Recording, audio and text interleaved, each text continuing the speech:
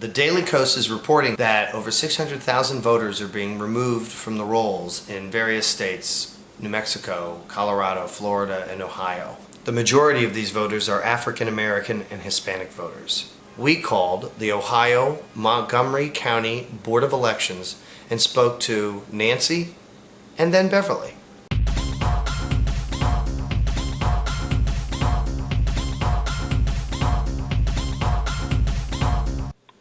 Election, may we help you?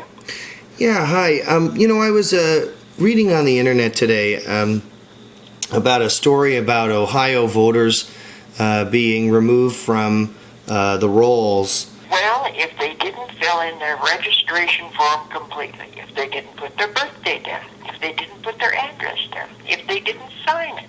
Why are the numbers so high, though? I read in the article it was over 600,000 people. People don't sign their registrations. How can I be sure that there will be an accurate count in Ohio coming out of November 4th? You know the electronic machines? Yeah. In Montgomery County, they have a little tape in the lower right-hand corner, so you can view your ballot before you cast it. Then we have a written record of what you did on that election day in that polling place. You have the responsibility to verify that what you put into the machine is what's printed on that machine. Oh, but I thought I didn't get a receipt. You see it through a window.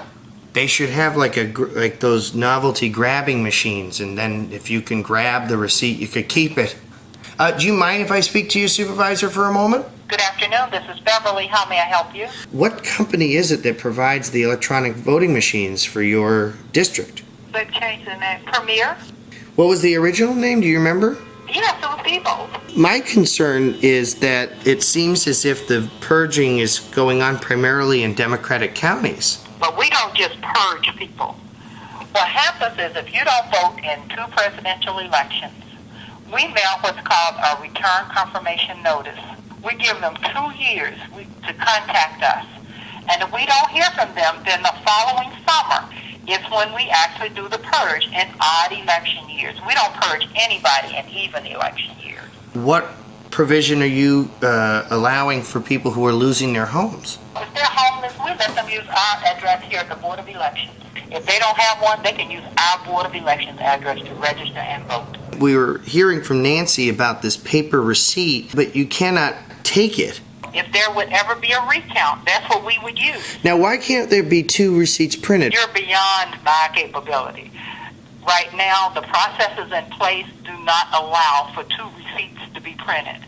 The idea that there are electronic voting machines that Ohio sued Premier or Diebold in 2004 to get these receipts put in the machines, and apparently they would only allow for the receipt to come out in a little window, like it's like a carnival game, so that you could see it and then it would disappear for them to count. And as Beverly explained, if you haven't voted in 2 or 3 elections, you might just not be registered anymore. People who want to vote have to be very present and active in getting that vote heard. And you can't just lie on a story and go, oh, well, look, they're doing it again. They're purging people from the rolls. Well, then fine. Then go out and get it changed. And don't allow a news story or some Board of Elections just tell you you can't. If anything, make your address the Board of Elections. You heard it from Beverly.